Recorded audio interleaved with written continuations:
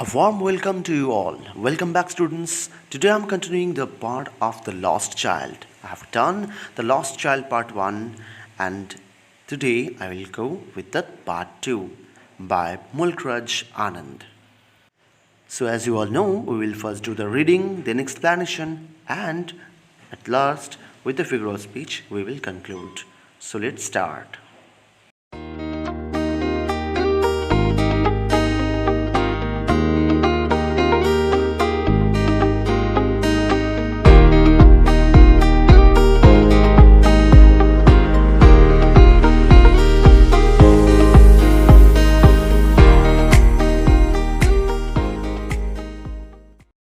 Let's start the second part of the story, The Lost Child, by Mulk Raj Anand.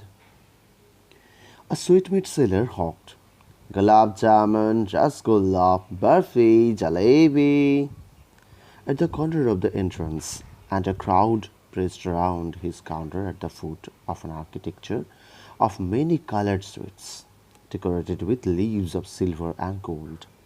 The child stared open eyed, and his mouth watered for the Buffy. That was his favorite sweet. I want that Buffy, he slowly murmured. But he half knew, as he begged, that his plea would not be heeded because his parents would say he was greedy. So, without waiting for an answer, he moved on. A flower seller hawked, "A garland of Gulmohar, a garland of Gulmohar." The child seemed irresistibly drawn.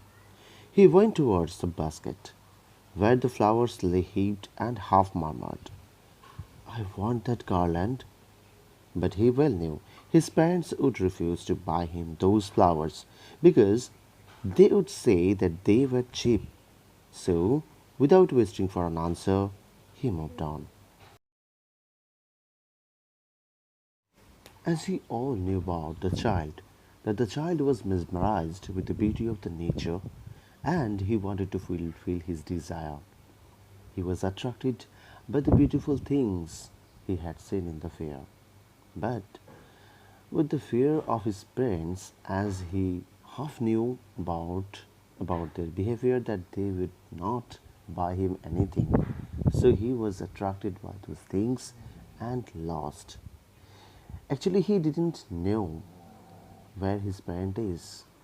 We, the reader, know about the situation, but the child was totally ignorant about the fact. So, what were we are seeing? The child is saying that without his parents, but is seeming and is thinking that his child is with him, and that's the wrong idea. That will be revealed. Here, the child is attracted by the gulab jamun, jalebi, burfi, the sweets, and we also come to know that the burfi is his favorite sweet. Not only sweet, he is also attracted by the flower, garland of gulmohar. So, in these two things, we are knowing his choices, but also we know that how he know his parents. He knows his parents very well, that they would not buy him anything, because sometimes if he wants that, he would be very greedy for his parents. Sometimes his parents would say that this is very cheap to divert his mind. So we are seeing the child is willful, but he cannot fulfill his desire for his parents. A man stood holding a pole with yellow, red, green, and purple balloons flying from it. The child was simply carried away by the rainbow glory of their silken colors, and he was filled with an overwhelming desire to possess them all. But he well knew his parents would never buy him the balloons because they would say he was too old to play with such toys. So he walked on further. A snake charmer stood playing flute to a snake which coiled itself in a basket, its head raised in a graceful bend like the neck of a swan, while the music stole into its invisible ears like the gentle rippling of an invisible waterfall. The child went towards the snake charmer, but knowing his parents had forbidden him to hear such coarse music as the snake charmer played, he proceeded farther.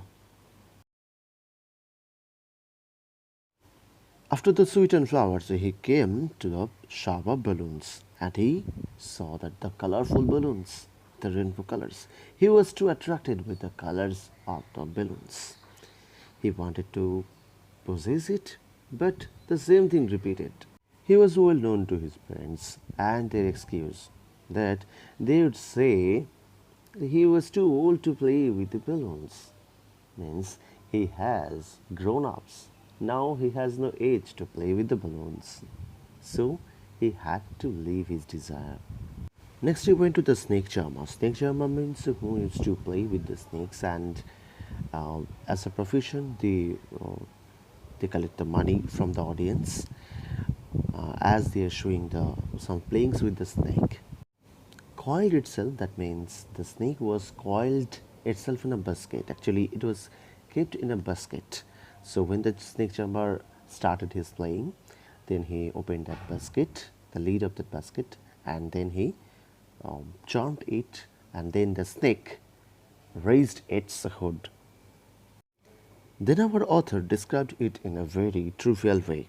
He compared the venomous snake with a swan that is not poisonous, but a snake that is very dangerous for its poison because it can kill anyone. Here he used the figure of speech simile as the word like used here. A graceful bend like the neck of a swan. As our author is Indian and he is giving the vivid description, the picturesque description of Indian culture, so snake charmer is one of them. Is a very poor villager who used to play with the snakes, and his earning coming from it, and it's a very low in amount. So he doesn't want to hurt those business. Actually, they also take care about the snake, and they also take care about his family by doing this. So he wants to show it in a very trivial way that no bad message should go to the reader, the any part of any reader. Then he again used the simile in the line, while the music stole into its invisible ears like the gentle rippling of an invisible waterfall. So the movement of the snake is compared with an invisible waterfall. Again, it's a trivial. So movement of snake that is venomous, and our author is continuously comparing the snake, the venomous snake, the poisonous snake, that dangerous in our mind, in our thought.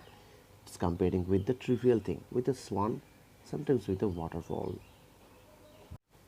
It's a scientific fact that the snake has no ear and it cannot hear, so it gives its response by the movement. If any movement in front of a snake, then it will respond. That's why our author said and used the invisible ears.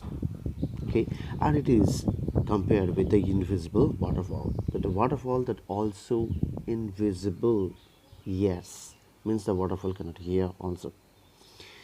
So here, rippling, that means a movement of an water. So a wave we can say, and also we have seen in the river, the current of a river. The child was too much mesmerized with these snake charmer and the playing of the snake, but still he remembered the message from his parents that they said not to hear the sound. This is a coarse, very harsh music, not to listen. It's very bad for his mind. So, what to do? He had to leave his desire there and had to leave these things. But one thing is very common. We are seeing that when he is going for the sweet shop, or the flower shop, or the balloon, or the snake charmer, that's one thing is very common. Maybe his desires are very different. Sometimes sweet flowers, balloons, or snake charming, or the snakes playing. But one thing he is remembering every time, that is parents' message. So he was very very obedient to his parents, and he is doing nothing. He is doing nothing, although he don't know, he doesn't know that whether his parents with him or not, but actually he is thinking that his parents with him. So we are seeing as a reader that physically his parents are not present, but he is remembering every time his parents, and he actually feels his parents every time, whether he is in the further or nearer. So it's a connection. It's a connection of blood. It's a connection of love, that he is connected through this message with his parents. So, students, this is all about today. As I will come again and I will read the story and will with the explanation, with the figure of speech and the meaning. So I'm going slow as the story is very good and long also, and so many things, so many particular things in this story. And as we are reading the Indian writer stories, so the Indian effects, Indian culture are totally mixed up here. So thank you for listening me. I will do this next video, the next part of it surely. And don't forget to subscribe our channel to get more videos like this. Take care. Bye bye.